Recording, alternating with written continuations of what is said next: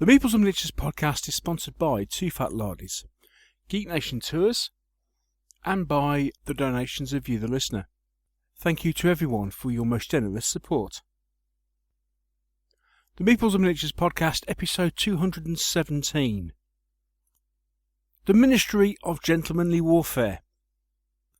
With hosts Neil Shuck, Mike Hobbs, Mike Whittaker and Dave Luff, and guest Craig Cartmell.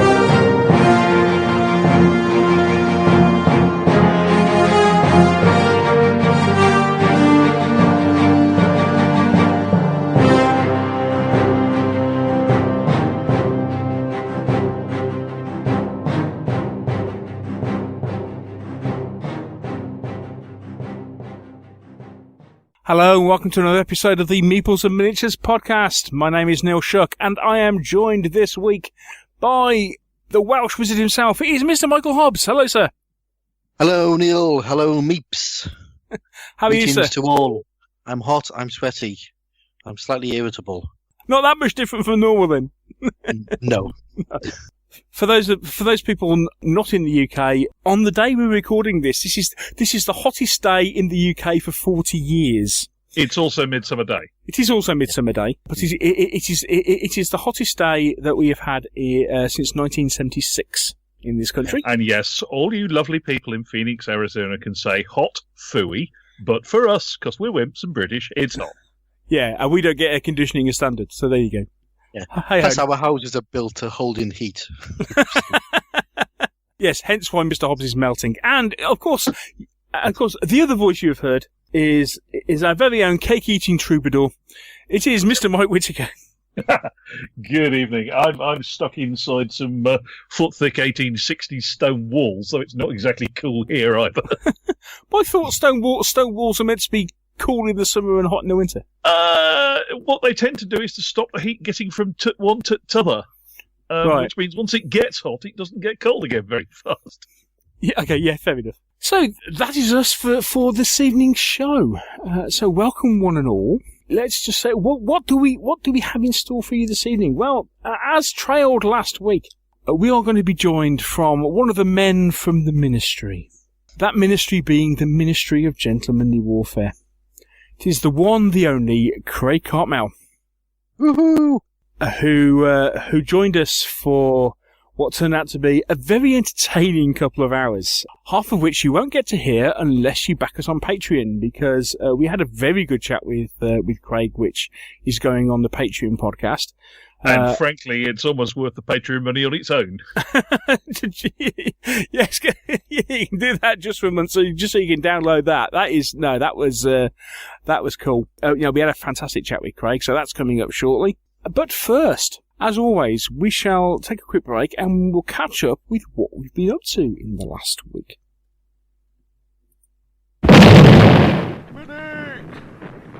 I don't like it, Sergeant. Me neither, sir. Good Lord, it's really looking pretty bad. Yes, sir. It happens every time, sir. It's too predictable, sir. How far do you think we've advanced, Sergeant? 6 inches, sir. It's always 6 inches. We advance 6 inches, then Jerry gets a go. The lads are calling it Hi-Go, You-Go, sir. Hi-Go, You-Go? Good grief. And they don't like it, sir. Oh. Not like it? Seems pretty straightforward to me. Rather like cricket. We have an innings, then the other chap does. Well, that's all very well, sir, in cricket, sir, but begging your pardon, it ain't like that, sir, in war. I don't think Mr. Hitler plays like that. What, Hitler? No, gosh, he'd like to go all the time. Oh, look, Sir Lummy. Whew. Well, sir, anyway, sir, it's like this, sir. If it carries on like this, I go, you go, me and the lads won't be coming to your Thursday evening games club, and that's the way it is, sir. Looking for more of a challenge with your World War II games? Are you tired of the predictability of I go, you go systems? Iron Bean Shopman provides real command challenges on an unpredictable battlefield. Two fat blarneys, playing the period and not the rules since 2002. Pip pip.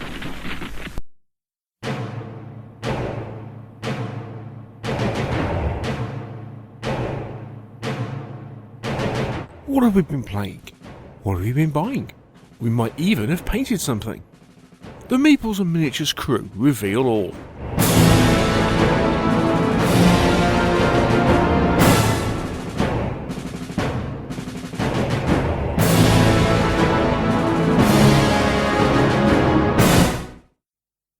And we're back, and it's time to talk about what we've been up to in the last week. Shall I go first? For a change? Go on, man. Go on then. Right, I have only played the one game this week. I have spent a lot of time podcast editing and actually trying to catch up. So I'm just about caught up with podcast editing. Played one game this week, which we played last Thursday. Played a board game. That game being Lords of Waterdeep. Don't know whether either of you two have come across that yet. No. Tell us about it, Neil. Right. Yes-ish. Yes-ish. Right. If you want to get a good grounding in it, it's one of the games that the tabletop guys, Will Wheaton, have played. Indeed, and that's what originally put me onto it. And it does look kind of fun. And if I had shelf space and time to learn another board game rather than the ones I've already either got from Kickstarters and haven't opened, I'd probably buy it. I would heartily recommend you buy it. Okay, Lords of Waterdeep is one of those worker placement games. Okay, but the whole theme behind it, as you can guess from Lords of the Waterdeep, it's part of the Dungeons and Dragons series of board games. But now most of the Dungeons and Dragons series of board games are actually miniatures board games where you're playing the party. In Lords of Waterdeep, what you're doing, you know how it is where in almost every single RPG module, you're a group of adventurers and you're sat in a tavern where all of a sudden you get approached by somebody to say, "Excuse me, lads, we're looking for a group of adventurers to go and do X, Y, or Z." Yeah. In this game, you're the guy who's doing the recruiting.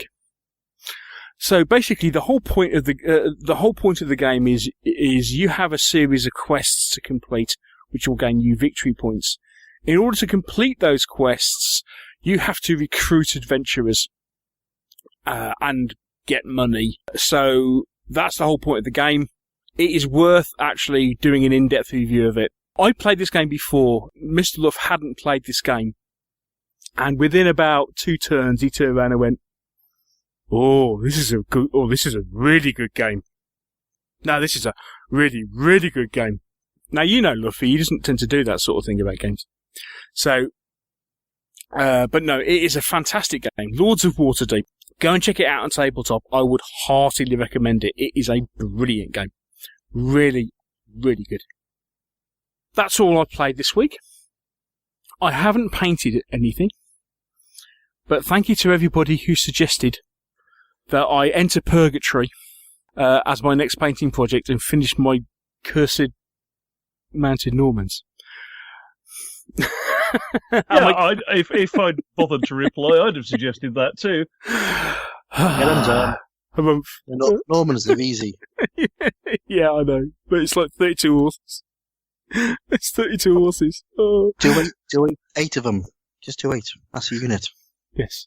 So I'm torn between that and putting my Rune Wars figures, the rest of my Rune Wars figures together. But anyway, more of that in a future show. I got I had a couple of things arrive this week. I had my second set of expansion boxes for Rune Wars, which were the 2 Rune Wars heroes. Very nice they are too. I am thinking for the price, you don't get a huge amount in the box, but you get enough. I mean, it's a typical Fantasy Flight expansion, so it's pretty decent, and production values are brilliant. But I got 2 of those, and I can't remember if I mentioned this, but I also got Gloom of Kilforth, which I think I also mentioned I'd ordered it. It actually came at the weekend. Gloom of Kilforth, which is it's out in limited quantities. They ran a Kickstarter. It wasn't going to go to retail, but I think they did produce a few sets to go to retail. It is a card-based adventure game. 1 to 4 heroes attempting to complete a quest, or attempting to complete the game in 25 turns. You've got loads of different things to do. The artwork is stunning. The artwork on the cards is absolutely stunning. It's a standalone game, 300 cards, most poker size. There's a few mini cards, but most poker size. Lots of wooden bits. Stunning looking game. Really looking forward to playing that. And that's me done. Wow. That was great. Me? Go on then. Whoa! Usual light entertainment game of Sales and Glory down the club. We've discovered that the hill tiles from the hill pieces from the game we put on at Partisan make beautiful coastlines. Aha! Yes. Oh, it was that picture. Yes. Yes. Now we've had another game again since then. Discovered a few more ways you can put them out that make for interesting challenges. The British went to bombard the French governor's mansion, and the French spent a lot of time colliding with each other on islands, basically. Some of our lads really need to learn how to sail. What can I say? Other than that, my Skytrex order of 4 crabs arrived, of the Sherman variety. Not looking forward to putting those together, because they're fiddly. Oh, they're quite complicated, aren't they? Well, you've got things like the little station-keeping light on the back. Oh, right. Nice detailed kit, then. Yeah, they're quite nice. Well, they're classic Skytrex 15mm. They're quite nice. I have a Battlefront one as well for comparison. But I think in the interest of having 4 the same, I shall probably just put together the four Skytrex ones. Oh, my Peter Pig dead cows have arrived. Excellent. Can't beat a dead cow. Can't have a Normandy field without a dead cow, especially if anything in the way of mines or artillery has been anywhere near it in the last week. Indeed.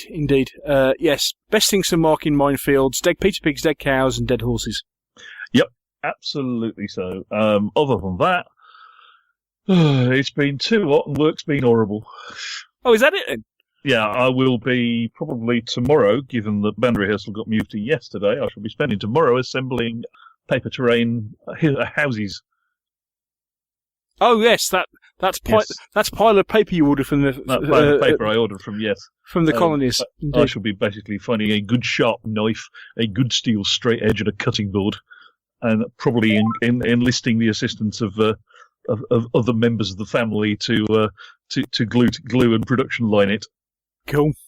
So yeah, that's pretty much that. I think I can't think of what else I've done. So on to the Hobsmeister.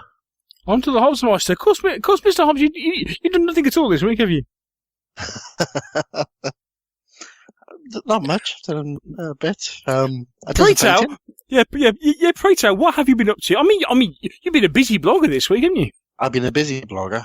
I've been off work for a little bit, so I've been blogging a bit. Right, so painting. Well, before the heatwave hit and before my paint dried between taking it out of the paint pot and put it onto the palette. Oh, my word. So I've done some Runewars figures. I've finished off 4 units, so they're done now. I just got the 2 heroes and the 2 big monsters to do, and then I'll start on the second box.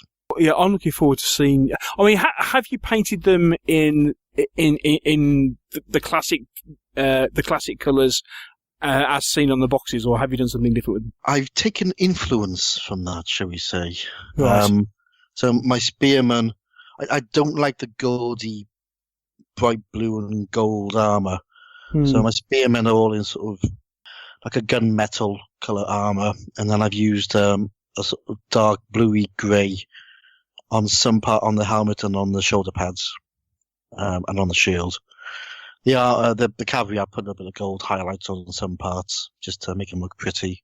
The undead, again, are just done really scruffy with like a mauvey colour. So they're sort of, one of them is sort of has a blue base, one of them has a red base. But I've tried to make it nice and simple to do. I must admit, I am very tempted with the undead. Have you seen the painting guides I issued? Yeah, I did news. I actually looked at Saraspo's painting blog. He put up a PDF of how he painted stuff. Oh, right, cool. Which is sort of grittier and darker, which I kind of like. So yeah, I've done that. Yeah, I'm very tempted. One of the colour schemes they said for the undead was to paint them, painting them in the same way that you painted the Ghost Army in Lord of the Rings. I looked at that and thought, oh, that's very tempting. It's very nice. I mean, I must admit, for my undead, I undercoated the whole lot silver using Army Painter chainmail spray. Oh, yeah. Yeah. Gave him a black wash. And then basically painted in all the cloth and the bone, and that was nice and simple. All lot in 2 days, I think. Have you seen one of the gorgeous painting guides for Mantic's Dungeon Saga for the ghosts? Basically, he undercoated and then just successive layers of ink wash. Oh, yeah, and they look fantastic with just odd little bits of solid colour, and wow, they look stunning. I'm getting really into using washes over base colours. I've done a similar thing for the Undead Hero. Undercoated him silver, gave it a black wash, gave it a red wash. So you get this sort of dark, reddy, silvery effect coming through. So yeah, that was my painting. I haven't done anything over the last few days, which is why I've been blogging lots. Playing. Oh, I've had a couple of games this week.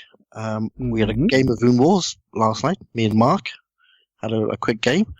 We had to. Well, we finished up on about turn 6 because we literally couldn't breathe. It was so hot. Oh. So we gave up on that. But a great game.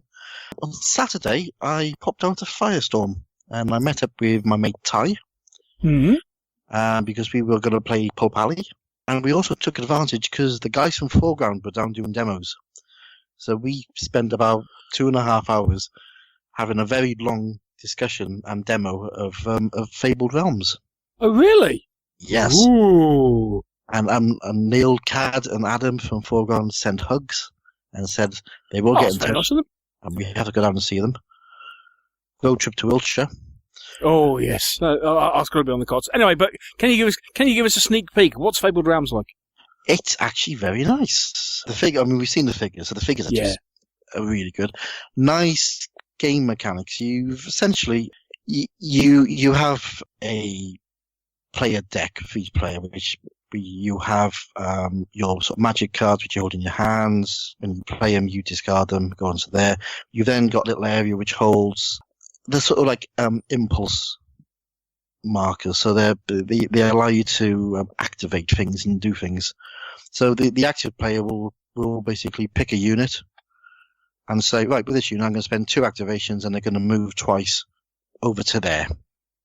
And you basically decide where, so each unit of figures might move, say, 5 inches. So with 2 markers I can move 10 inches. I put a mark down of where I want them to end up.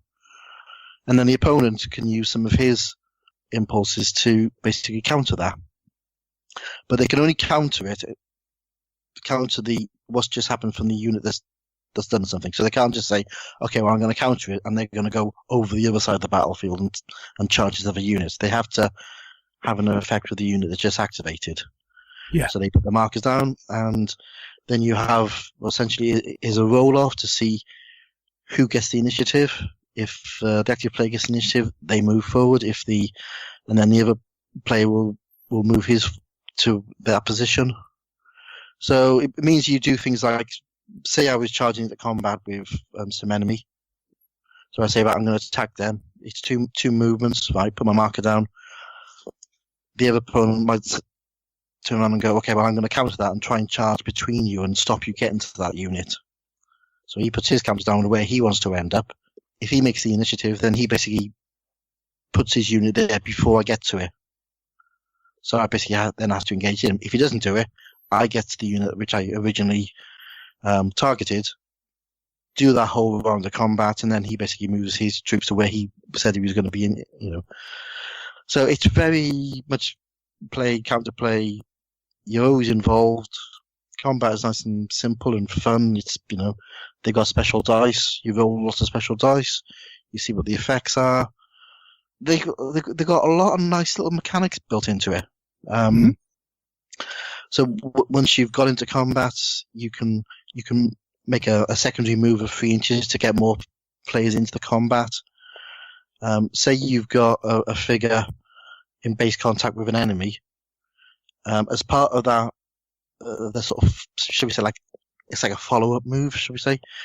As long as they don't leave the base of the enemy they're in contact with, they can spin around that figure.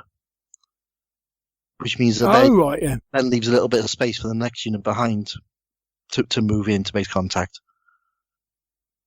Which means that if you've got figures on a big 40mm base, and they can't fit in because you've got 2 figures in front of them, those 2 figures can sort of spin around and gain space to get in. And lots really interesting game. You got cards for magic, which you draw each turn. Then you basically play them in turn. So there's lots going on. I mean, the game we played, you couldn't say from one phase to another who was actually winning.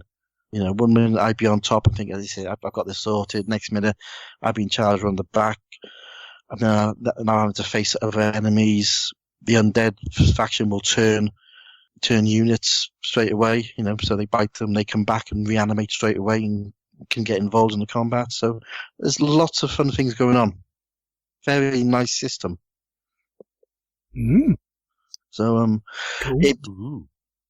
Put it this way, we were talking about the pledges that they're going to be doing.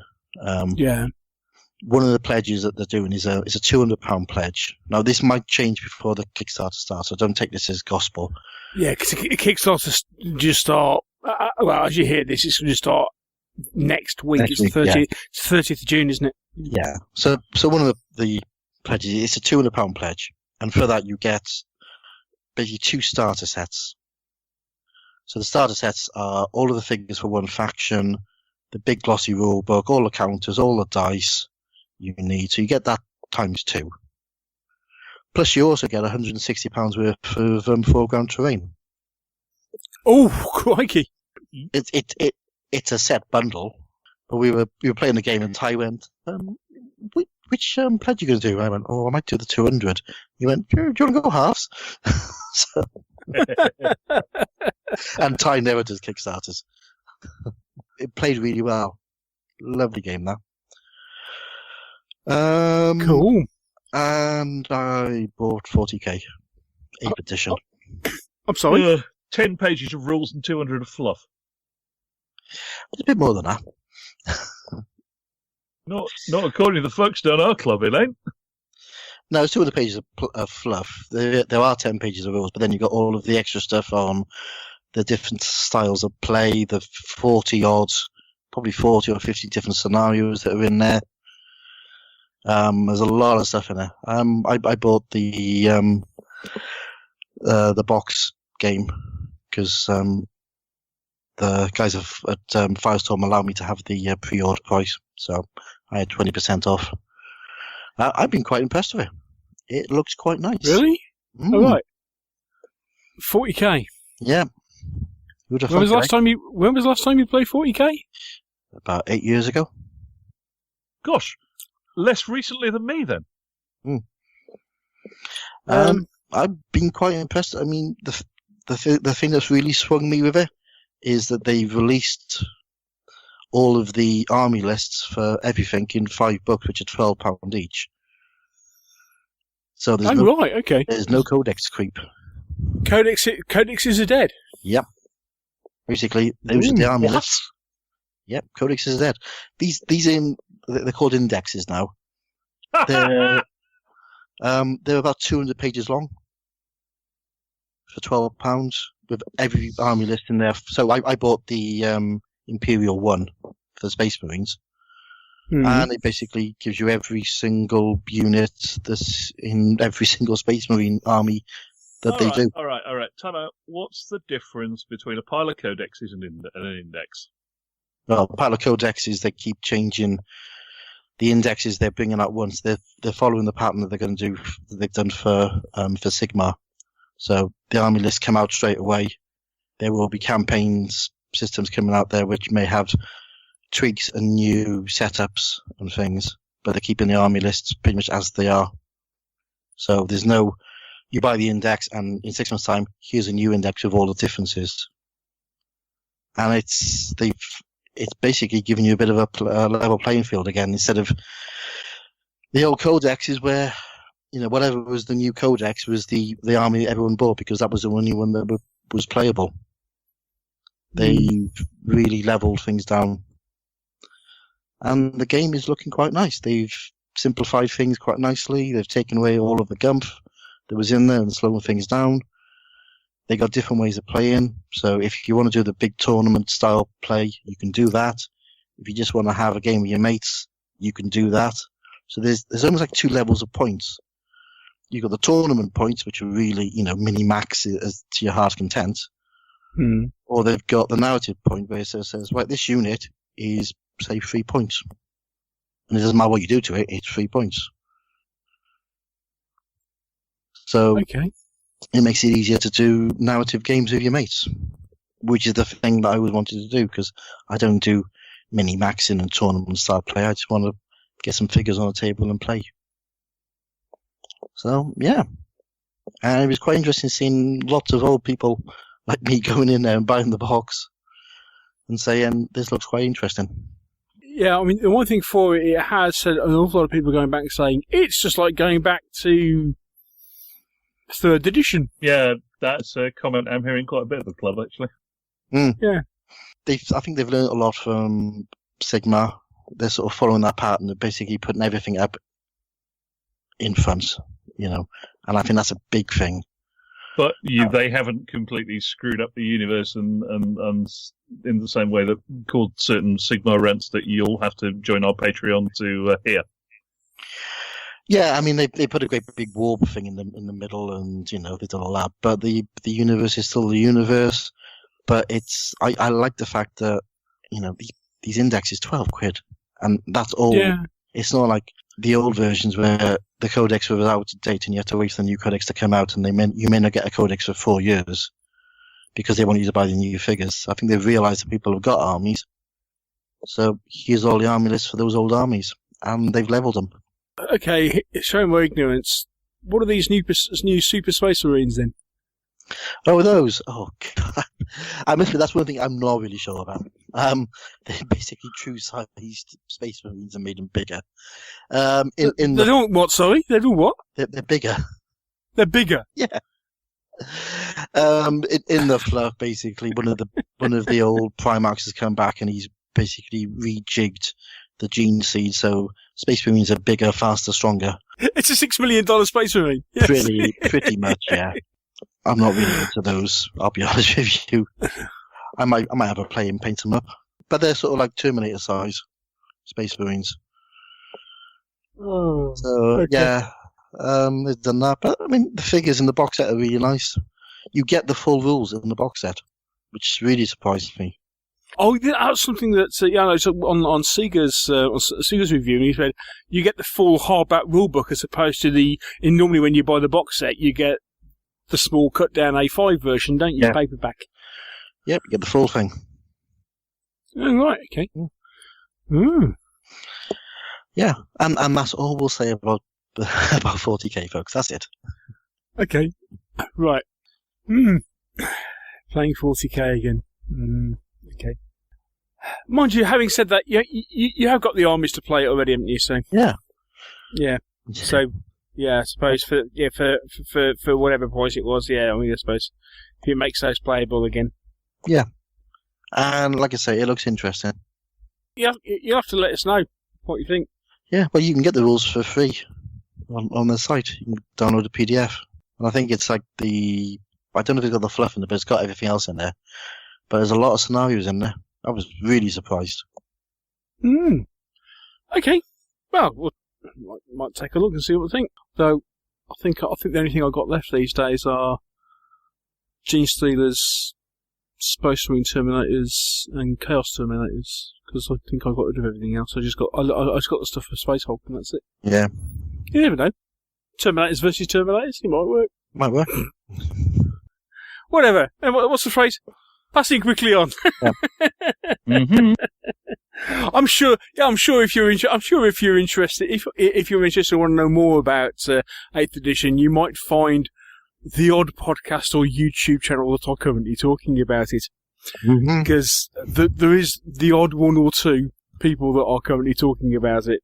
Yeah. With as you may expect, with a new edition of a Games Workshop product, the full spectrum of opinions. Yeah. Is that it then, Mr. Hobbs? I haven't bought anything else. Marvellous. Right. Well, in that case, then we'll bring this chat to a close, and we shall eagerly await the conversation that we had with Craig Cartmell from the Ministry of Gentlemanly Warfare. The nation is vast. There are battlefields of old, great convention halls, and worlds of fantasy to explore. Who will guide us across this great geek nation?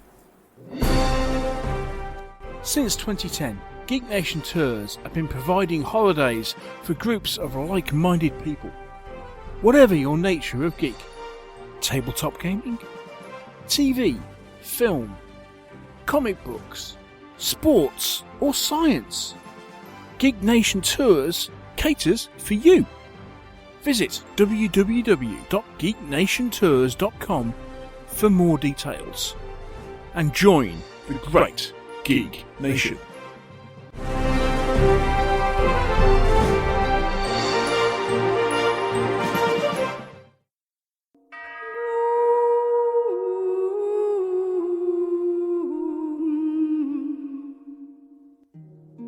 Have you ever wondered what's going on in wargaming? We do too. So come with us as we go behind the hobby with the Meeples and Miniatures interview.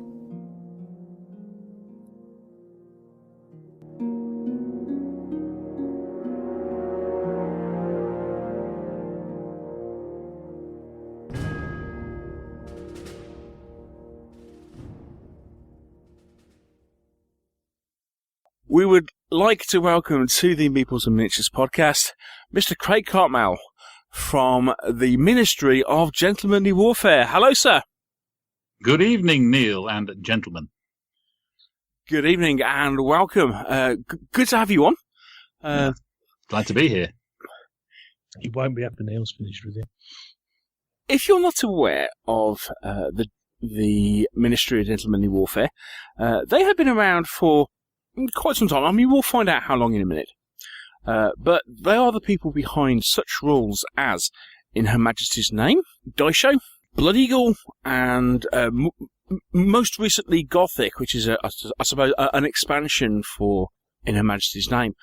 But Craig's rules writing pedigree is a lot longer than that, and hopefully we'll find out all about that during our chat. So, Craig, welcome. It's been, we have, way back, actually reviewed In Her Majesty's Name on the podcast.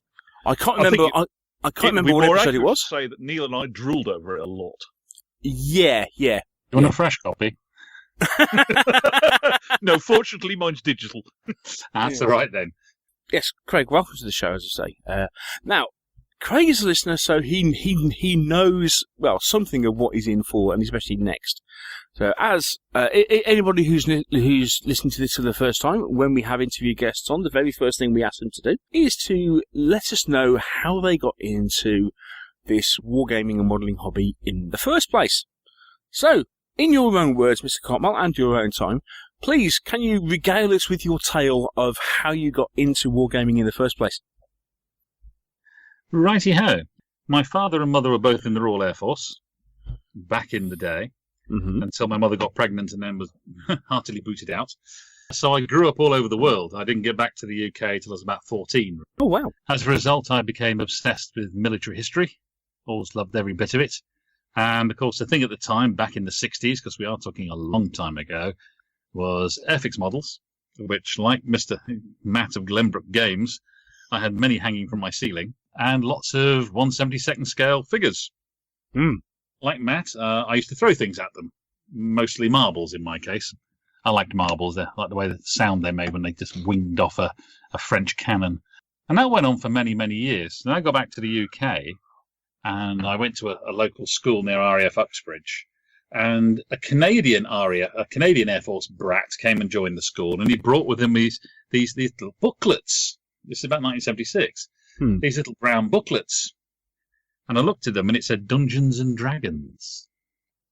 So we played a couple of games with him, and then we all took turns to borrow them and handwrite them all out. They're not being photocopiers around at the time. Indeed. Man, that's a bit keen. Yeah, and a year later I joined the Navy, mostly to annoy my dad. I didn't join the Army because my mum would have cut me off.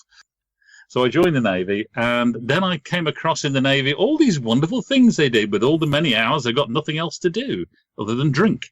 And that was like strategy and tactics board games, the old fold-outs.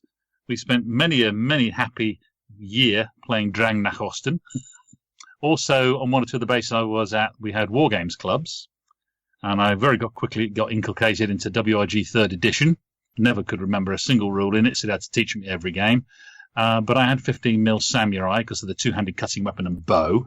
And also War of the Roses armies, again, because of the great big armour and lots of big two-handed cutting weapons.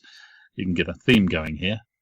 And that lasted until I left the Navy about 3 years later, having decided that I didn't like short Irish and Scotsmen telling me what to do with my life and shouting at full volume. So I came out of there and settled in Portsmouth, where I found a war games club called the Vile Cush, which is supposedly an Egyptian formation of some sort. And they had a D&D club on the side. So I got to playing lots of the American Civil War, lots of Ancients, and playing more and more D&D. Within a year or two, I was going to Games Fair as one of the DMs for the Euro competitions. I'm famed for running around the place going, has anybody got a monster manual? Because I've always believed that if you can't give me all the rules I need in a single book, I'm not buying a second one. So I only ever bought players' handbooks of all the various versions. Oh, I lie. I did buy a Fiend Folio because a friend got a monster in it. I contributed to White Dwarf on the two monsters for the infamous Fiend Folio in there. Wow. Yeah. I was famous in my lunchtime. I probably used them. I gave up a long time ago and decided the best thing to do was to carry a rough approximation to the hit table in my head and make everything else up. I just forego the hit table and made it all up anyway. Works for me. To the point when they started giving me Norwegian and Danish groups. Just to try me out. Yeah, I used just to do lots of silly voices and stand around and wave my arms, and they all enjoyed themselves thoroughly. So yeah, that's where I came from, up through the old Airfix route, and then into the military and war games clubs. And I've been pretty much hanging around war games clubs like an extra for ever since, really. 40 years, I suppose. Okay, I don't feel that old. So at what point did you start getting into rules writing as opposed to you just playing? Well, as I said, I started off by writing extra bits for D&D. I DM'd a hell of a lot. I've got a world I'm still using now, 40 years on. It's expanded and expanded and all that sort of thing. So I had to write a lot of extra stuff, which wasn't in the initial D&D or then the AD&D, then the AD&D 2, then 3 and 3.5, and at 4 I gave up. Mostly disappointment is a great driver for me. Disappointment with mechanics and unnecessary complexity. I don't see why I need to have half a page of tightly written rules about falling off a tree. Honestly. I just say, you fell, you took some damage, yay, let's go on with the game.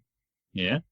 Also, the fact when 3 came out and they gave out the license for D&D, and this was followed by every major war games company ever since.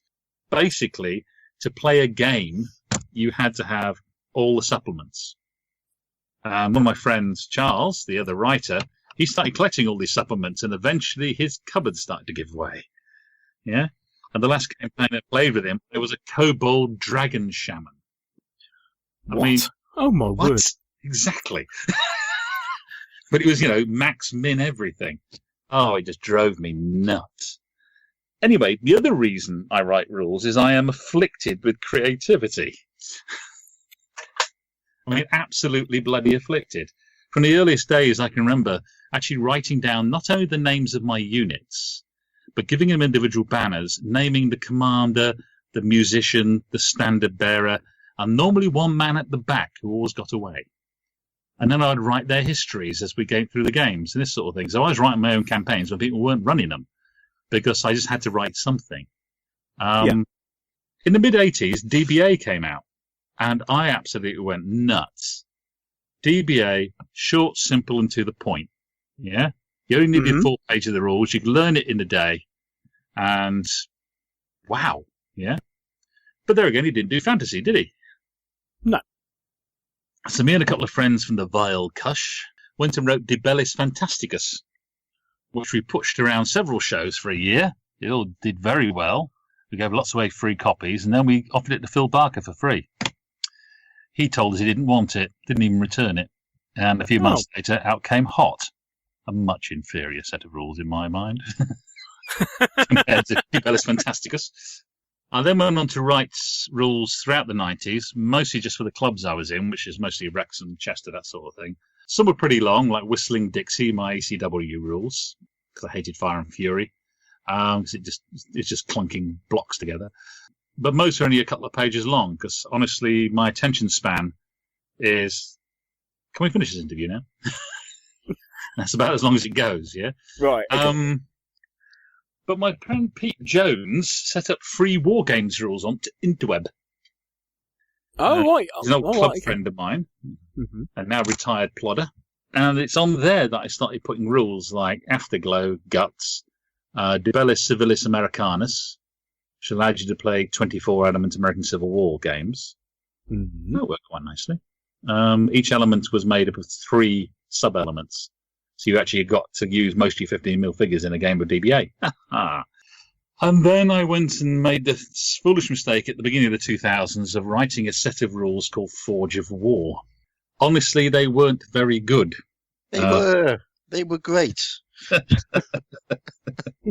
We have a fan. I got a good response actually for them, and I sort of fluffed up the old ego there. So I set up a Yahoo group. That basically fell over itself. So one of the guys set us up a forum using PHP, and we called it the Forge of War Development Group. The idea of them helping me to write a better set. And then I revealed Fubar to them. God, that was a mistake. Fubar was another good game. We spent about 2 years arguing over the actual meaning of every single word in those rules, because the idea was to keep it inside one page with 1.5 centimeter margins and nothing smaller than 8-point script. The full set. So the final set of Fubar, which is pretty much out there now, is actually a damn good piece of writing, but it's the work of about 40 people. Yeah, that's a very interesting design mechanic. It was a challenge. Yeah. I still have a copy. I can't remember what I put it do is it tightened up my writing a hell of a lot. Yeah. So Forge of War Development Group were a really tight-knit hotbed of creativity and invention. The guys took what I wrote, the initial bits like Fubar, and they went off and made 40 or 50 genre supplements, types for it. The Star Wars one is still very popular, I understand, because somebody did all these full-colour cards and everything else for every unit. And that was how I was happy there, very much happy there. But all the time, all through this, and this is heresy, I know, I was playing Warhammer and Warhammer 40K. Now, I'm a rogue trader man with 40K. Right. And I started playing Warhammer after seeing Gary Chalk displaying it when it had just been released at the Westminster Hall Game Fair, which was in the early 80s.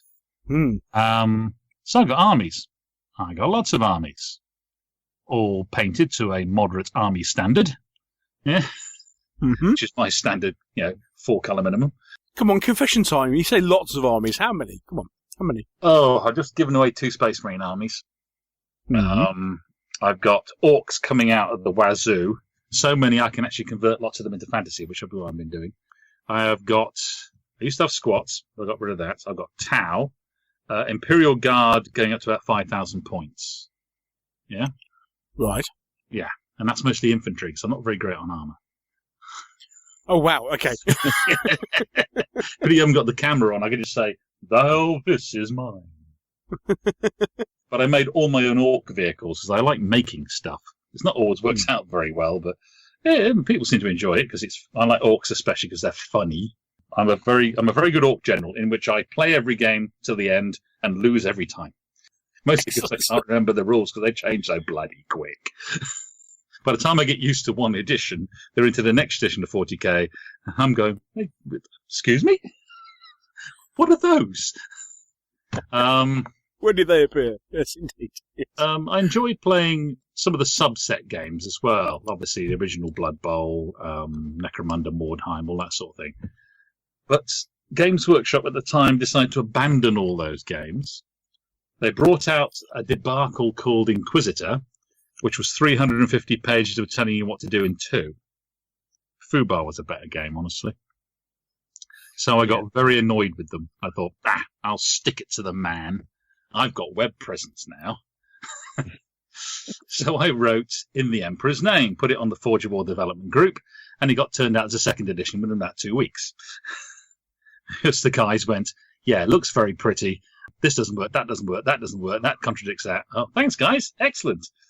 So the second edition was actually released with a big campaign supplement by a guy called Jason Mastros. And I wrote about 6 of the retinues. And there's about another 30 in the 2 books. Right. Somebody did a beautiful cover for it, and suddenly we had something people wanted. When we released it, within about a month, they had about 5,000 downloads. Oh, wow.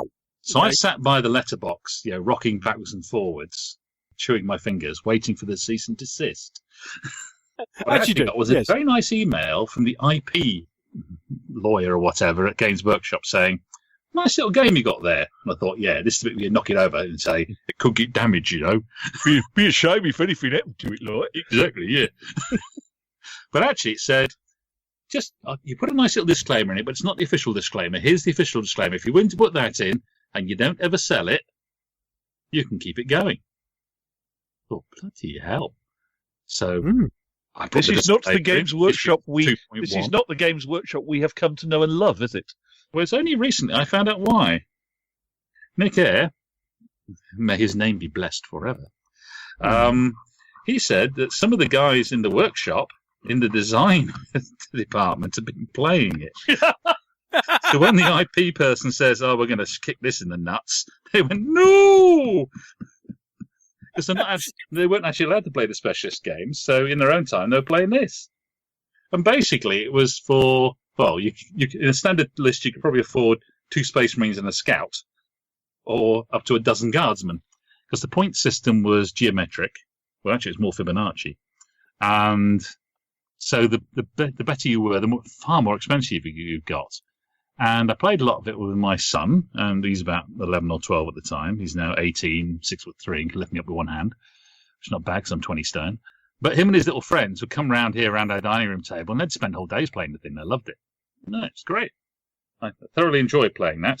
But when other things got going, I handed it over to a friend of mine called Gavin Brown, who took it into a 3rd edition, which is now the standard, the gold standard. He carried on writing it and cleaning it up and everything else. Right. Now, at this point, several guys in the Forge of War development group are going, Craig, can we tickle your creativity? I said, at your own risk. And they said, can you have a Victorian science fiction version? Well, actually, they asked for steampunk. I then spent an hour explaining to them in several hundred words why steampunk doesn't exist. You have to have Victorian science fiction. Because, of course, like Charles, I was brought up in schools that taught you H. Haggard and made you repeat by rote Kipling and all the rest. H.G. Wells and all the rest. Yeah. So Jules Verne. Yeah, I'm going to remember all these names now. They keep popping out in my head. I can't help myself. Anywho, so I said, I might do that. Then this young, fresh-faced lad came up and said, my name's Phil. Are you serious about doing a VSF version? I said, yeah, I'll do that. Yeah, I'll have to do some reading up on some of the old stuff. He says, right, I'm the editor of the new Osprey Wargames line. Really? My name's Phil Smith. If you write it for us, then wonders will happen. You'll become rich beyond your wildest dreams, and you'll be able to buy Games Workshop big toys and all this sort of thing. You'll be able to go to Forge World and buy an army. And I said, well, let's not be ridiculous. Yes. And I thought, oh, I'll give it a go. And I started having a hack around with the old In the Emperor's Name, etc. Realised very quickly that being afflicted with creativity and the organisation sense of a mouse on crack, despite being a quality manager in an automotive company, I needed a partner. Yeah. So I looked around. One young lad actually volunteered, and then he ran away when he saw the size of the task. So I turned to my mate Charles. Now, I've known Charles since the early 80s, back when we were both doing Euro GMing. Charles, civil servant. Oh, now an ex-civil servant. Very, very creative DM and player of war games as well. Not afflicted with creativity. He actually thinks about it. And he's also got the organisation skills to plan D-Day on his own. So I went to Charles and said, do you want to have a go at this? We might make a few quid on the side. Might be able to buy an army each. And he said, from Forge World. I said, don't be silly. So he joined me on the quest as the full creative partner. He's the one who writes out all the spreadsheets and rings me every week and tells me what my list of tasks is. Like a proper boss, really. So we started writing, and we wrote in the space of about 3 months, 25,000 words is what we were allowed. I had 50,000 words worth of stuff. Yeah. And we had to knock it down to 25,000 words, which is why you'll notice some of the companies are fairly skimpy in detail. Yes. The US Marine Corps, poor buggers, have got about 3 lines. And then a list. But let's face it, watching things like FUBAR and stuff had kind of prepared you for this, surely. No, because when he said you can have 25,000 words, I thought, wow, that's a 100-page book. Not having ever written that many words in one time before. So I wrote up all the material I could think of, and then realised I had to halve it. Okay. Yeah. Yes, that's quite a lesson. Yes, because obviously the Osprey thing, it's the old 64-page format, isn't it? Yeah. With ridiculously large margins. You could write another book in the white margins. That's one of my small points that me and Phil almost fell out over. I could add another 20,000 words if you let me have proper margins. But no, it's the design standard we have. And anywho, they got some very nice artwork. Then they told us that this company called North Star, with this rosy-faced young fellow called Nick Eyre, were going to do some figures based on the artwork. And at this point, me and Charles are running around with our T-shirts over our heads, like 10-year-olds. Right. You got to imagine it, big publishing company, big miniatures company. They're doing stuff for us, and they're sending us the artwork for on all sketches to sort of approve, and they're sending us free figures and. Oh yeah, cool! It was wonderful, and I recommend it to anybody. Meanwhile, it was coming up for Salute, the first year. It's 2013. First time I've been to Salute. So along I troddle, and Charles meets me there. Or I'll go to Charles and whatever. Anyway, get there to find that Sean McLaughlin and his mate Terry have put on a 12-foot by 4-foot cityscape and filled it with Nick's companies, all painted up by Kevin Dallimore. Right. And they're running 4 games, and the crew around them, which is Carl Tebbett, Dave King, Terry, and Dean, are all playing games across it and teaching people to play the game. Well, I got back from the bar an hour later, having just calmed myself with a few stiff snifters, and looked across, and I saw this forlorn steampunk figure standing by a 2-foot square table with a few buildings and a few beautiful figures on it and a book. And it was the Polish guy who wrote Walsung. Oh, yeah. Oh, yes. And of course, you know what Sean McLaughlin's big displays are like. So everybody went straight past him to us. It's at this point I got very upset with Phil Smith. He came along, presented me my free copy of the book, and on the front he said, a set of steampunk rules.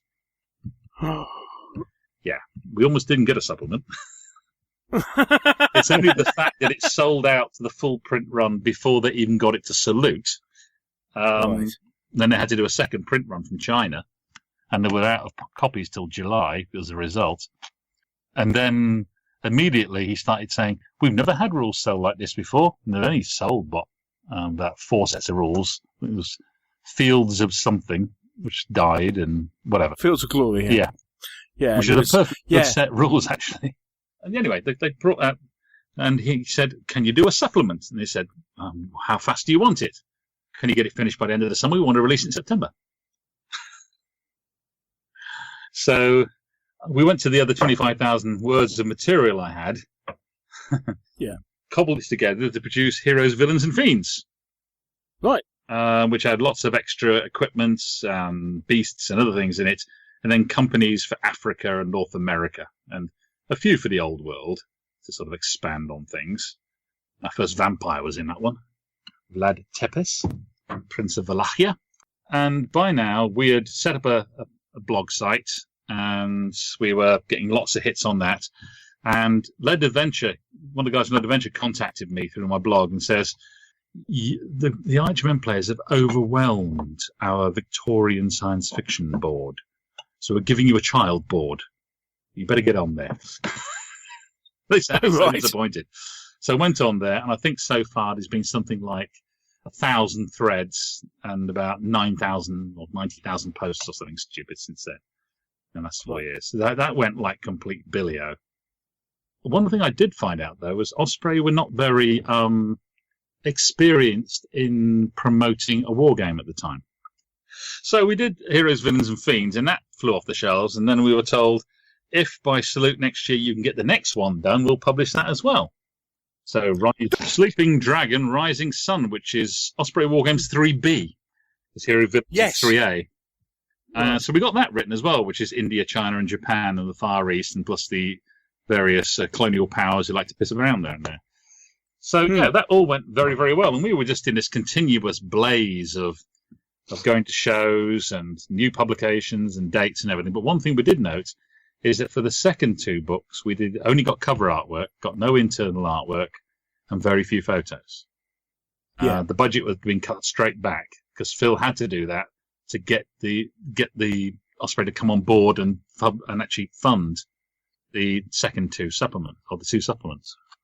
A lot of people complained about that, but they didn't complain about the content, so that's all right. But then it's, we're sort of 2014 now, and we're at Salute, and we turn up and we start talking to the Osprey chaps and everything, and Nick's putting on more games, and yeah, it's great fun. And turn to Phil, so what do you want us to write next then? What would you like us to have a crack at? Because we could use the same core rules in a whole range of genres. Yes, that's a good idea, he says. Our next publishing slot for you will be late in 2017. Oh, right, okay. Not turned up yet, then. Well, it has. It's A4 and it's called Gothic, but it's ours. So, well, yes. Me and Charles basically, Charles held me back. It wasn't Phil's fault. That's just the way they worked. They had a big committee that went around all the different books they do. Yeah. And decided what's in the slots for the next 3 years. And we weren't in there. So Phil looked very apologetic. I decided not to punch holes out of him. Or Joe. It was the first time we met him. And we sat down that evening after Salute and had a few too many to drink. And we said, why don't we do our own thing?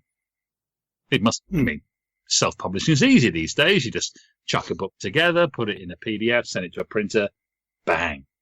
Yeah? Oh, yeah. What could possibly go wrong? Yeah. So the first thing we decided on, we needed a name. Now, I put together a list of about 120 names. And Charles looked down and says, nah, none of these will do. As I said, afflicted. I just get enthusiastic. Oh, we've got ourselves this and got ourselves that and got that. And eventually I was looking at the news, and Christopher Lee had died. Now, Christopher Lee was a great hero of mine because he's been every baddie you could ever want to be. And I always liked the baddies. So I thought, hang on a second. He was in the Ministry of Ungentlemanly Warfare, World War II. And in fact, on the set of Lord of the Rings, I do believe that Peter Jackson actually turned to him when he was fully dressed as Saruman and says, you have to imagine the sound of a knife coming through a man's back and out through his breastbone. And he turned to Peter and says, I don't have to imagine it. Yes, that is one of the best quotes from that entire series. Can we have Peter Jackson turning around to the Weta Workshop and saying, "New underwear, please"? Can we have the Christopher Lee impersonation again, because that was spot on. I don't have to imagine. Yes, absolutely. Yes. If I have too much to drink, I actually do a reasonable Darth Vader as well. But He was a man and a half, was Christopher Lee. Absolutely, I love his rock albums. Oh God, yeah. Anyway, so I thought about it and thought, well, how about the Ministry of Gentlemanly Warfare? Because if you remember back in Majesty's name, right in the beginning, we put in a section, and this is very, very important because it really sort of sums up our entire attitude. Pay attention, chaps. The Golden Rules. Yes. I seem to remember us remarking on those in the review as being jolly nice. Yes. Courtesies, conduct becoming, the power of rules, the gentleperson's agreement, and decisive play. Yeah. Basically, we are publishing narrative skirmish games. Yeah. Which are a little different to the average skirmish. There's a few others out there now which are doing it very well. I don't think we were the first. Maybe the first to actually name it. I don't know. I'm sure somebody will come up and say, Craig, you're stolen our name. But narrative skirmish is a game in which, at the end of it, you don't remember the dice rolls. You only remember the names of the characters and what they did. A story develops. We encourage people to name every single figure they put into their companies, because it's always Alf at the back. Yeah, with his small magazine Lee Enfield, who picks off the monster with a single shot. Yeah. And it works really well. And when we're running shows, we always get people to shake hands beforehand and shake hands afterwards. And they all look a bit cheapish at first, then they actually get into it. And we've had a lot of people comment on the Golden Rules, and they really, really like it. Anyway, we've chosen a name. So what the hell are we going to publish? Well, since we're not having to do something that Osprey are asking us to do, we could pick anything we damn well please. Isn't that lovely? Yeah? And so we looked around and we looked in his figure collection and this sort of thing, and we both decided we're Kurosawa fanatics and we like Japanese history and heroic samurai movies, and we reckon that just about every player with a lead pile has got 6 samurai and 4 ninja in it. There's some. Yes, because you've been peeking at my lead pile again, haven't you? Well, it's just I've seen so many people who've got all this lead, and they've normally got small groups of, say, Vikings and samurai and things, which they've bought but never got around to using. So we thought if we wrote a nice generic set of samurai skirmish rules based on our core rules, that might work very nicely. And then Charles said, hang on, what about Ronin? And I said, well, hang on a second. I pulled out my copy of Ronin, because I think Craig Woodfield is an excellent writer. Yeah? But his rules were very, very historical and very close in the combat. Yeah, its individual figures are really something else in his game. It's a different style game to what we were going to do. So we thought, well, he's proved the market is open. There's already a nice big set of figures being done by Nick. Just about every Wargames publisher of any size has got samurai figures, yeah, including our old friend Trev Dixon. Always remember Trevor when you're buying samurai figures, I say. He did it first and best. So, well, let's give it a go. And we set ourselves a target of getting the book published by the following Salute, and we would run a couple of games at Salute. So we got ourselves on the list for Salute. We don't know how we managed to jump up the list. I just wrote a polite letter and got a letter back saying, yeah, sure, we'd like to have you on. I know a lot of other people in clubs are going, how the hell did you do that? Yeah, I think it's a bottle of whiskey in the email. And we took it to Salute. Now, in between those two events was the most panic-stricken year of my life. Because writing these rules to a deadline that is your own, honestly, you can't do the old Douglas Adams things of, I love the sound of deadlines, the whooshing sound as they go past. Past, yes. Because we committed ourselves to putting this damn thing on. So we wrote it all by Christmas, and this time, being clever, we now had a set of 3 guys, Dean, Mark, and Russ, who were our proofreaders. They're also our idiot checkers, because we're the idiots and they were checking us. So they tore the rules up right upside and back. So that cleared a lot of the sillies out. Yeah, and I recommend that to anybody who's writing rules. Get some friends who are good critics to take it apart. I also did some play testing, made sure all the elements still worked, and we chose to do something a little different in the Majesty's name. We created a game that could be played in 3 ways, because we knew there were 3 types of people who'd want to play it. For those who wanted a historical game, so the majority of the buntai in it are historical buntai, based on historical models, though fairly generic. There are people who want to be heroic, like most of the modern samurai films, where the guy leaps up on the roof, runs across, dies over the other side, and cuts down 3 men as he does it. Yeah. So we wrote the key powers list, which allowed them to have key points and spend them to use special things like whirlwind attack and all this sort of thing. And then we also added the legendary level. So this we introduced people like Kappa and Tengu and Oni and all Bakemono and all these sort of people can come in. So we wrote Charles wrote a very, very good Japanese creature bestiary.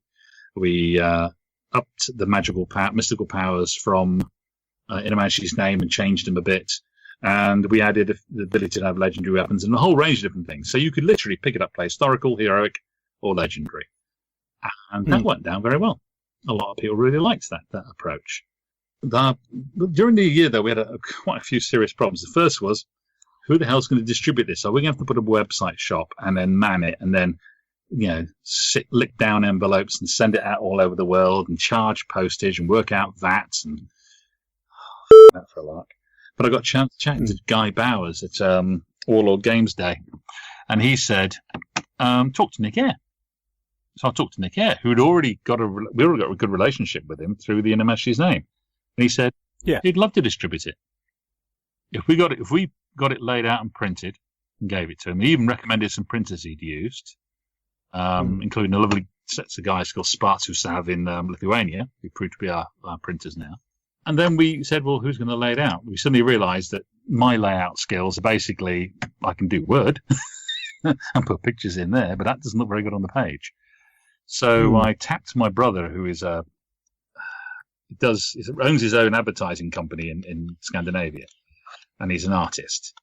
And it took him about 3 months in his spare time getting around to getting it done. So at the end of the day, we had some proof copies for Salute, and it was only a few weeks later we actually got the full delivery.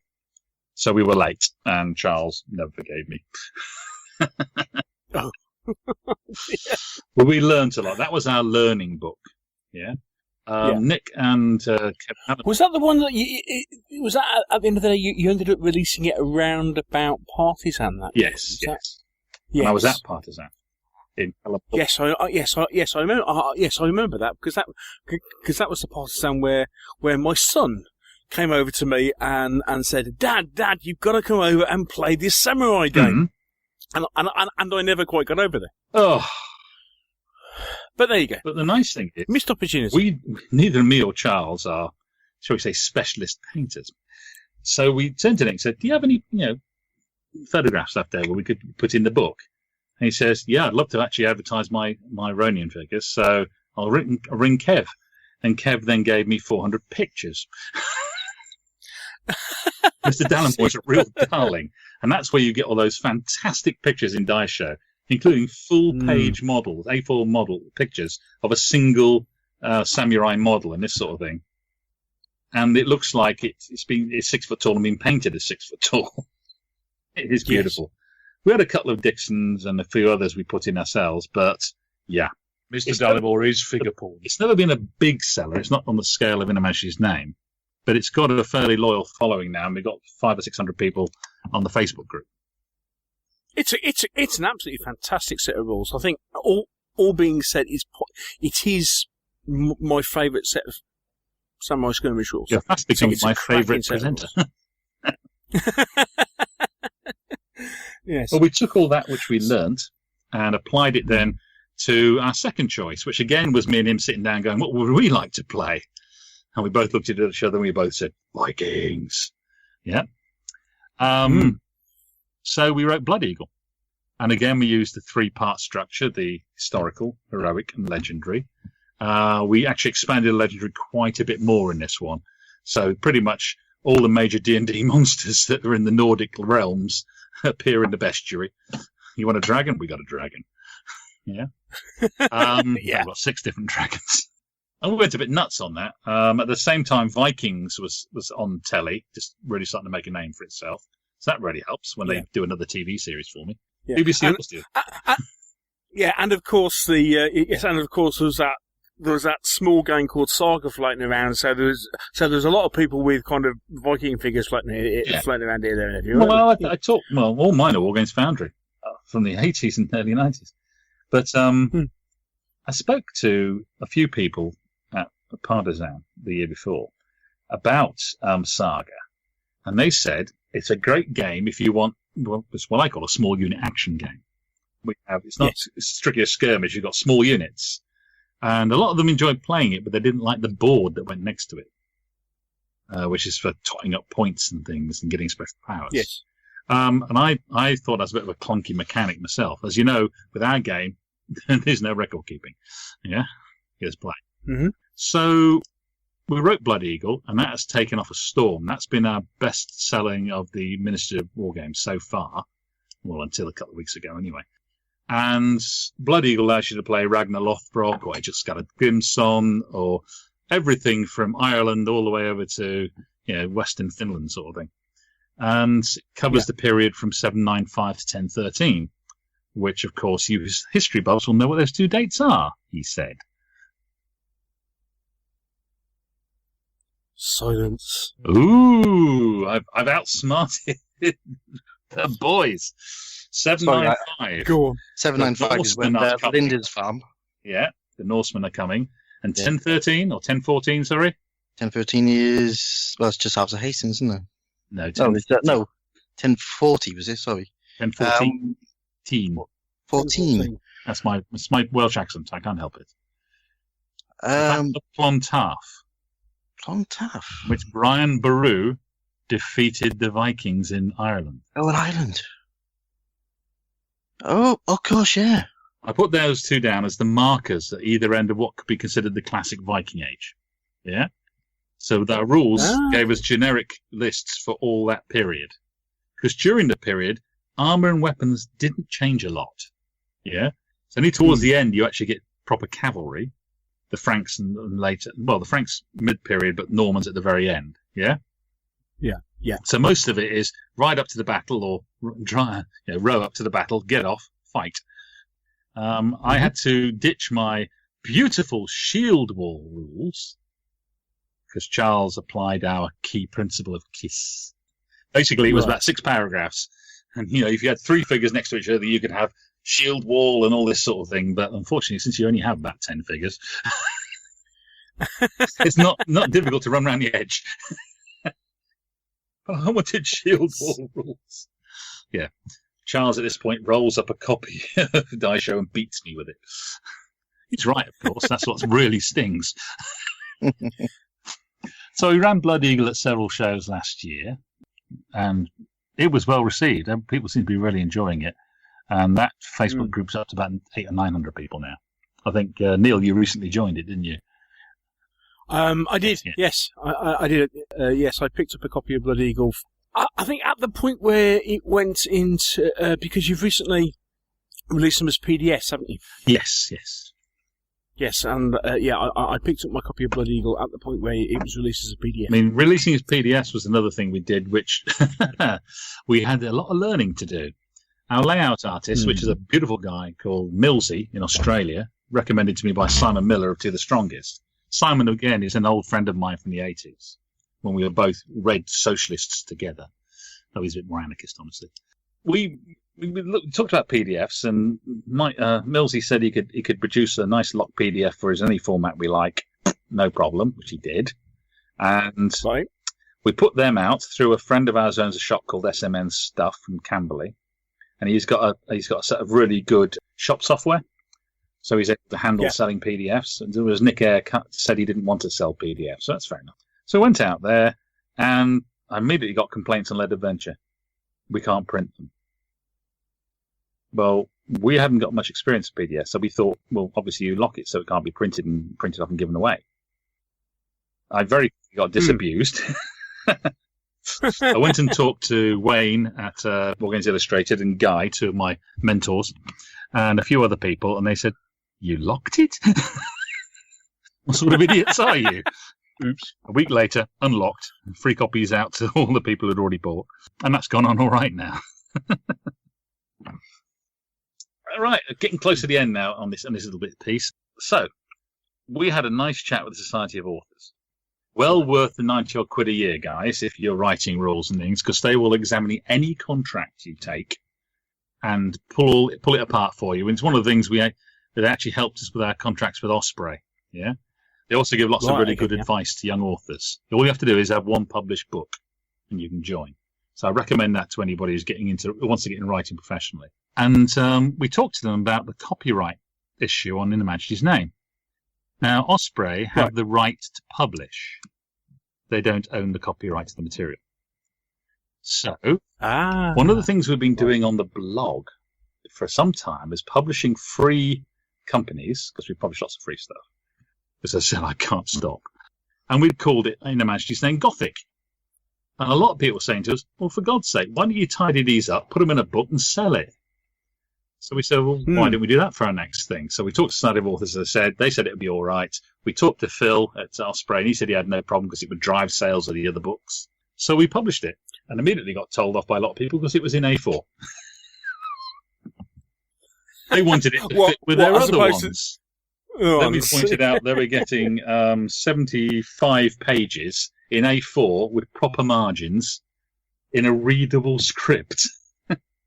Because, like some of us around here, I'm sure, I don't like holding my copy at arm's length to read it. or getting out my painting lens to look at it. So now it's in a decent-sized script. It's doing very well, we understand. It's sold out at Salute and all its locations. It's sold out at Partisan. Ainsley Castings are really pleased with it because they're taking it to the shows and then not coming back with it. It's been selling reasonably well through Nick. And we've just released the PDF. And let's just explain, for those who aren't aware, so Gothic is basically taking this, again, as a supplement to In Her Majesty's Name, but then putting it back into the classic Gothic horror era, isn't it? I mean, obviously, Charles being well read in the contemporary fiction of the period, Victorian science fiction was our first game. And we thought, well, finally, we'll move across now to Victorian Gothic horror. And also, we wanted to address a big hole in the middle of all our writing, and that was the Austro-Hungarian Empire. We'd done almost nothing for it, except for, Dracula wandering about. So we wanted to write a lot of things based around the Carpathian Mountains, and the children of the night, how sweet that sound, and all that sort of thing. But we also wanted to include some of the stuff people wouldn't expect if they haven't read anything. Like, we've got a list for the White Slavers. Now, in the Victorian period and the Penny Dreadfuls of the time, they were a horror story of all great imagining. These men were stealing young virgin blonde girls and selling them to the Sultan in Istanbul. Yeah? But they did actually exist, but they're mostly capturing young boys to make into janissaries. So they would actually go up and down the Adriatic coast, basically raiding islands and ports and taking away young boys, Christian boys. So I've added them. I also added a little thing just in case anybody could work it out. I imagined a grand tour by an American heiress going around Europe. Now, how would she defend herself? Well, it's the grand tour of Lady Beaufort Summers. With her guardian, Sir Rupert Giles, Wilhelmina, her friend, and, young Alexander, her beau, and a coterie of young officers who are besmitten. Oh, good. She's got a boyfriend as well who's called Angelus. Love it. I'm sure I'm going to get shot for that one. because it's not exactly Victorian horror. And also, of course, added plenty of stuff in to make it a bit more like Hammer than Gothic. Yeah, well, quite. Yes. But yeah, I mean, we took a lot of stuff from that we'd created for the website, doubled it, added lots more of interesting equipment, etc., like silver blades and garlic sensors and all this sort of thing. And it works pretty well, actually. I mean, we've been running it at shows already. We did it at Salute. I've been doing it at Partisan. I'll be going back for the other Partisan and probably Barrage as well to run games of it. And everybody seems to be loving it. So, yeah, great. And that's our latest book. Yeah. Craig, thanks for that quick 5 minutes introduction to your gaming history. What, an hour late? I think we've got time for one more question. Exactly. I've got lots to talk about yet. We're only halfway through the agenda. Yes. We're meant to be right at the beginning of the agenda. So Gothic's going well, isn't it? Yeah, we're happy with that. Yeah. What about plans for other things? Because, I mean, we did touch about Forge of War, which I think is a great game.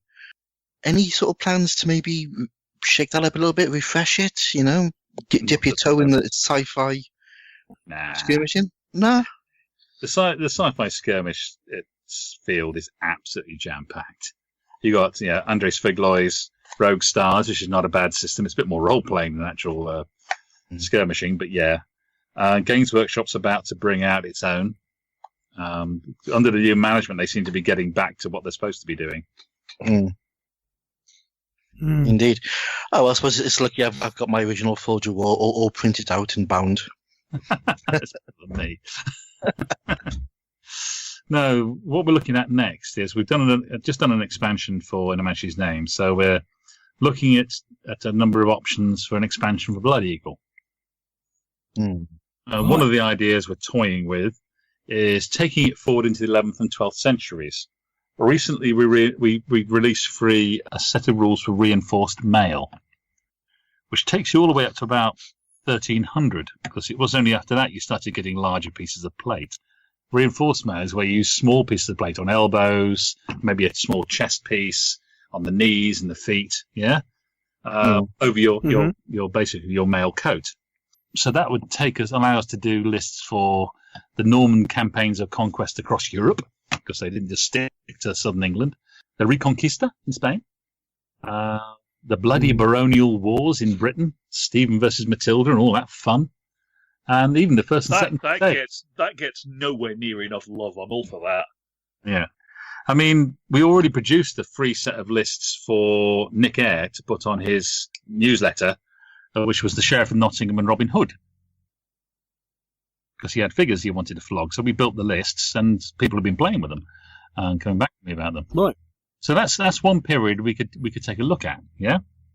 And that would be a full 75-page book easily, because we break it up into sections, yeah? Another thing we've been looking at is, because both me and Charles really have our roots back in good old D&D, how about a full-blooded generic high fantasy supplement? Yeah, that worked nicely. Because I was sort of thinking when you were talking about Blood Eagle about taking it back into sort of the time of the early sagas. That has been thought about as well, taking it from about 495 through to 795. I mean, we wouldn't have to change the weapons almost at all. No, just have to reduce the amount of male hauberks to a bare minimum. Leaders, male shirt would be then the elite armor.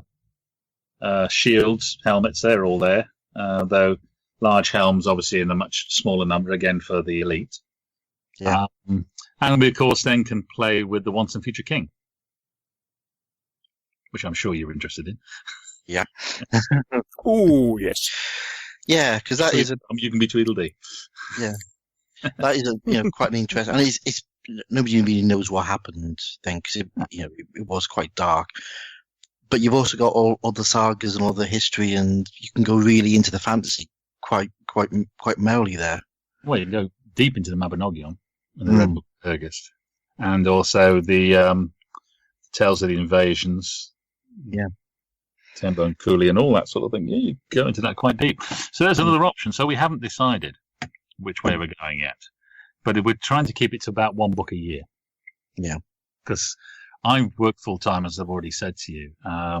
Charles, though, is retired, has a very busy life outside of the hobby. So, yeah, we have full lives as well, which is all difficult to balance. I've luckily got a very sympathetic wife.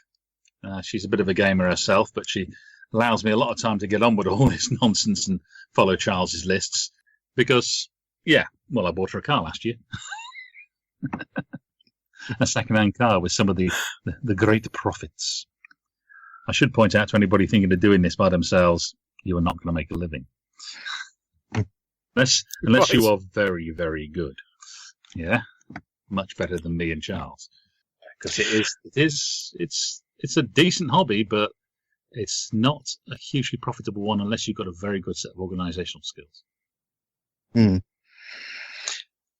It sort of brings us on to, pros and cons of self-publishing rather than working with a company. I mean, I'm kind of guessing that wasn't that the split from Osprey was very amicable. Yes, so we're still friends with them now. I mean, we're in contact with them all the time because, like, bringing out Majesty and Gothic, we wanted to make sure they were happy with that, and we've put adverts in the back of the book, in the back cover, for all the other books. We'd still, we still get our small royalties from them every year.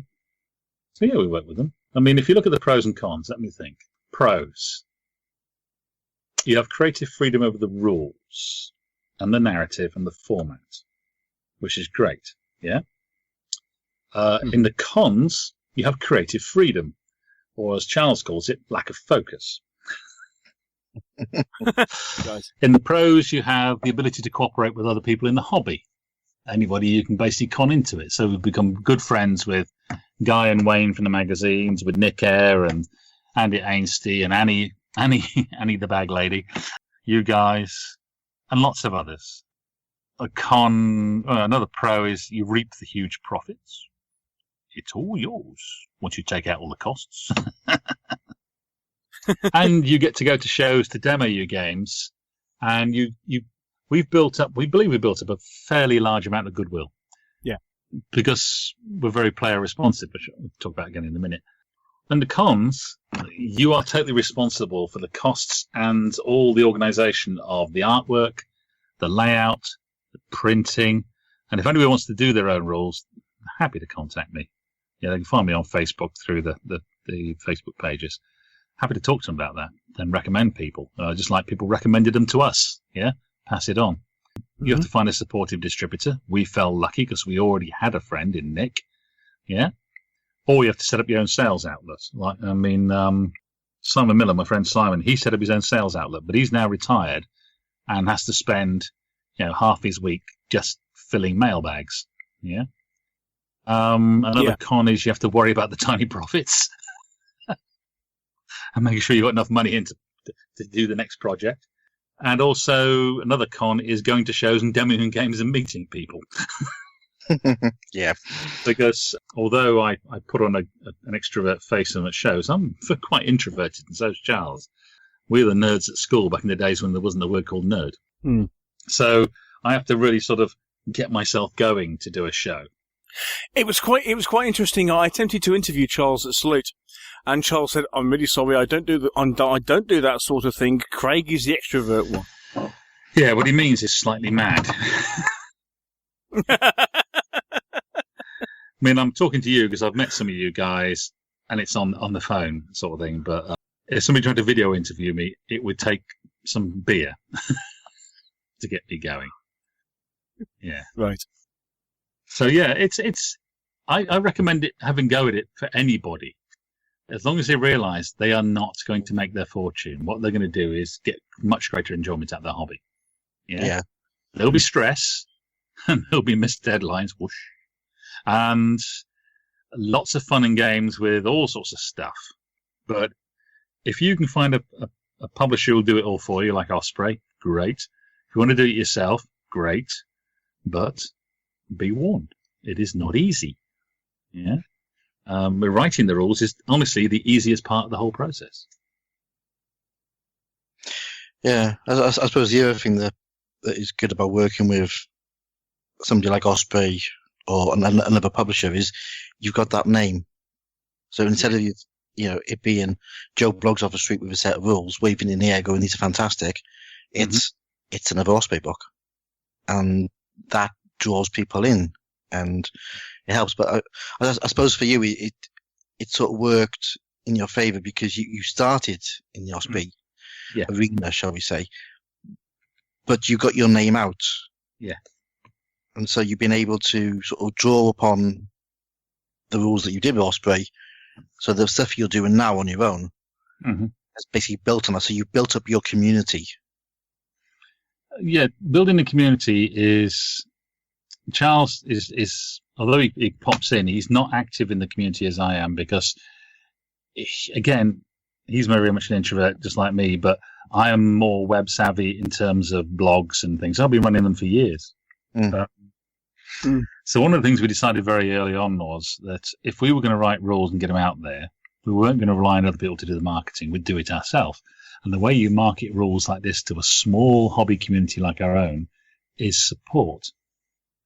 You must provide active daily support to your games. So I wrote up a list of blogs I go around every day, our blogs and forums I go around every day. We set up our own. Initially, we set up 3 WordPress blogs, one for each of the main rule sets. Eventually, we combined it into one, each with individual pages. I've become a bit more savvy with the old WordPress. The old man finally touches a button. Right. And so what we did is we filled each of these with reference sheets and FAQs and articles and reviews of models that might go good in the games and free companies and free equipment and also the tools and things like friends of ours. Lady Kate wrote the maniacal enumerator for us, Excel spreadsheet for Majesty's name. And we've had guys since write other ones for the other games, which we give away free as well. But what you have to do is you have to set aside time every day, Google the name of your games for the last 24 hours just to see if anything pops up. Because you often get a person write up a battle report. They'll never tell you about it. So then I just take the address and put it into one of the blogs and say, look at this is great. Also to interact with people on the forums and on the Facebook pages we set up for each of the games. Because a lot of games, the writers write for somebody like Osprey, take a fee, then walk away and go and do another project. Yeah. And you never hear from them again. Yeah. But one of the things we found very quickly is people really, really enjoyed the fact they could ask me a rules question. I could give them a wrong answer, then Charles would step in and give him the right one. And you could have long conversations on why you did things and this sort of thing. So suddenly the players realize, well, these guys are serious about their game. Yeah, they're not just writing it and walking away. They're not writing a 350-page tome with £25,000 worth of artwork and then heading off to their next project. So at the moment we have the one blog. We've left the other old ones stable but not going anywhere. We've got the Lead Adventure Child Board from Majesty's name. We've got Facebook groups for Daisho and the Ministry in the Majesty's name and Blood Eagle. In the Majesty's name is up to 1,300 members, coming up to 1,400 shortly. So you can see there's people who want that sort of contact. And at the end of the day, once these things start running, they produce their own material. I only have to go in occasionally and say, like. It's cool.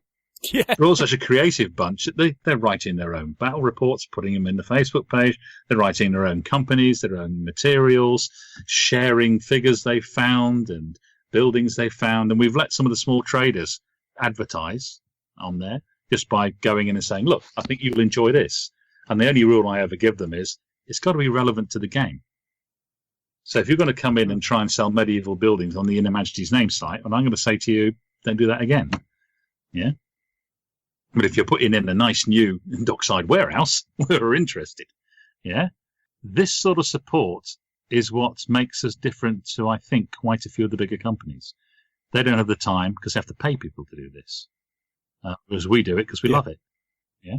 But just take up an awful lot of your week. Yeah. I mean, I normally do it at 5 o'clock in the morning while eating my breakfast for half an hour. Then sitting on the sofa in the evening, I might pop on for another 20 minutes, half an hour, while the wife watches programs I'm really not interested in.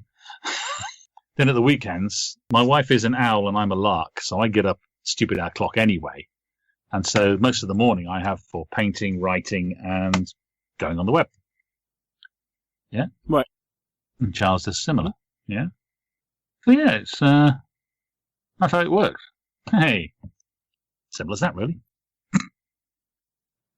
So then, Craig, where on earth do people get hold of a copy of your rules, and in what formats are they all available? Well, if you take the first 3 books, in a Manager's Name, Heroes, Villains and Fiends, and Sleeping Dragon Rising Sun, best ever, they're all available from Osprey War Games, both in paper and PDF, and I do believe Kindle versions.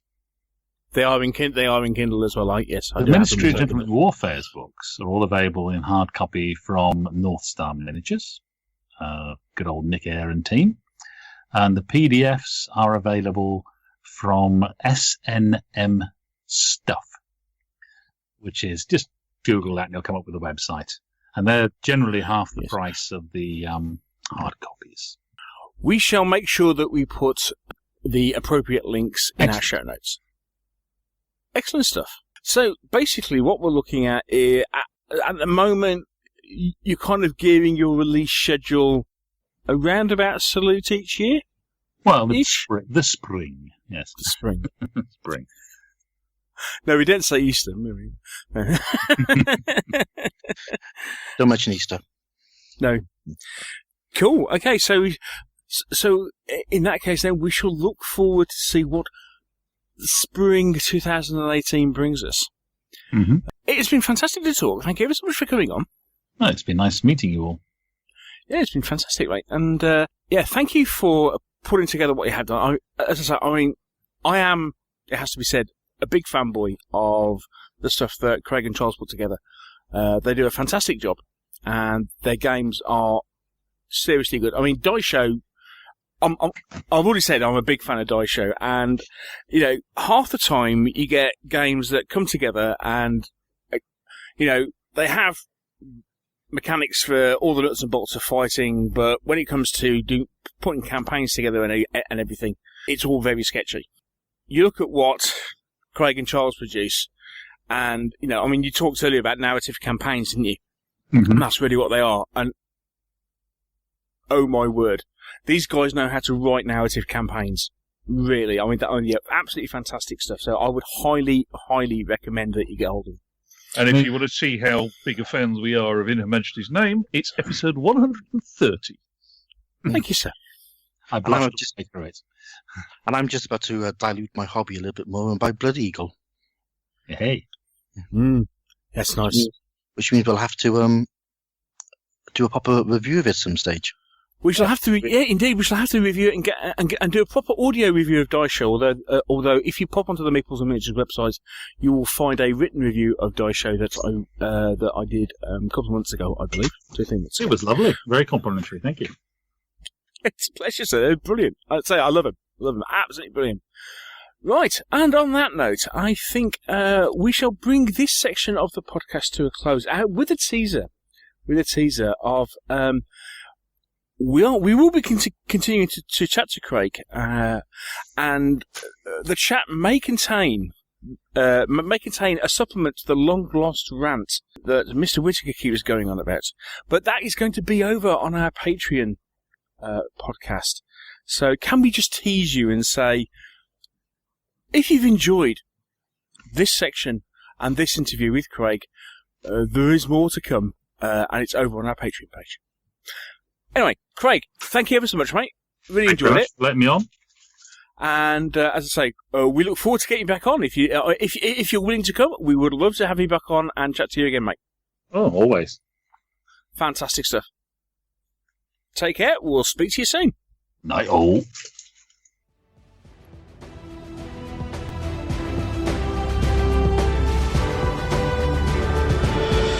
We hope that you're enjoying this episode of the Meeples and Miniatures podcast. If you are, would you like to support us? There's a couple of ways of doing so. You can become a patron of the show by supporting us on our Patreon page. There you can give regularly every time we produce a show. Alternatively, you may want to give a one-off donation, and you can do that by using PayPal. For more details on both these options, please click on the Donate tab on our website, www.meeplesandminiatures.co.uk.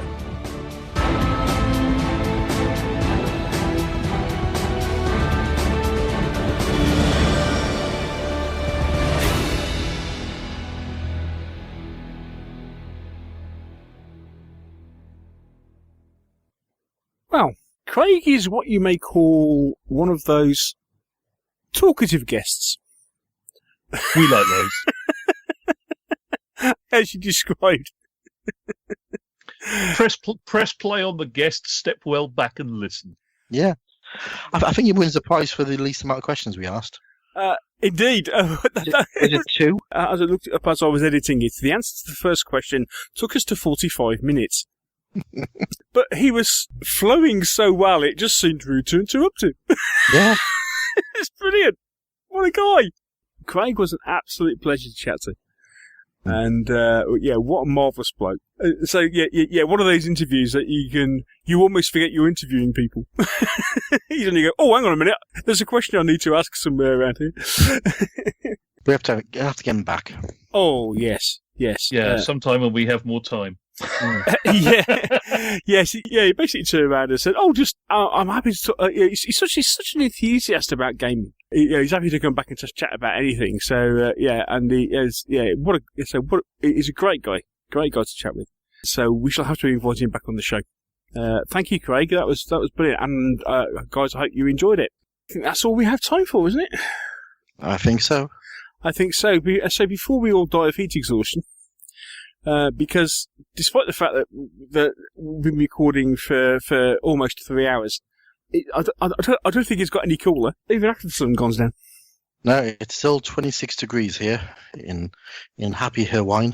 Oh dear, too hot for us Brits. Never mind. Anyway, so I think on that note we shall all retire. Yes, to try and find something to cool down with. Has anyone got a fridge I can still go and sleep in? I can sleep in the car with the AC on. I win. According to the thermometer here, it's 27 still. Oh dear. But yeah, it has been pigging hot today. Yes, for the longest day of the year, of course. So, all that's to be said is thank you to my co-hosts for joining us on this show. Thank you to Troubadour Without Cake, Mr. Mike Whittaker. Oh, no, that's not fair. Anne did do teas for cricket on Sunday, so there has been cake, and it was very nice. All right, okay, cool. Type? But do you have cake now? I certainly am cakeless on the grounds that Anne took the last of the rather nice salty caramel cookies to work on Tuesday. Then you are Troubadour Without Cake. I probably am indeed the Troubadour Without Cake, but I'm definitely the Troubadour because the guitar is right here. So, play us out there, Mr. Whittaker. It's not in tune, and my hands are all horrible and sweaty, so no thank you. We will have to get you to do that one of these days. And once again, thank you to the wizardness from Wales, the Welsh wizard himself. Mr. Hobbs, thank you for joining us, sir. Thank you all. And may your games be ever fruitful. Hey? I'm trying to come up with some catchphrase. Mike says roll new dice. I say roll good dice. Roll good dice, yeah. I'm trying to come up with something. Somebody, never 5 or 6 podcasts, I'll have it sorted. Right. Bye-bye, roll good dice. See you, peeps. Thank you one and all for listening. Until next time, take care, happy gaming. We'll speak to you next week. Bye. Bye.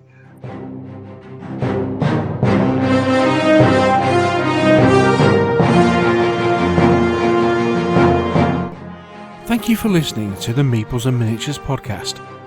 If you've enjoyed the show, why not share it with others by leaving us a review on iTunes?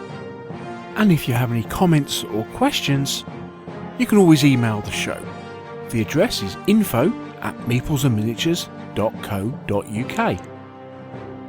And you can also visit our webpage, where you'll find a complete episode archive, all the View from the Veranda podcasts, rules reviews, and our blog of hobby items and news, which is updated several times a week.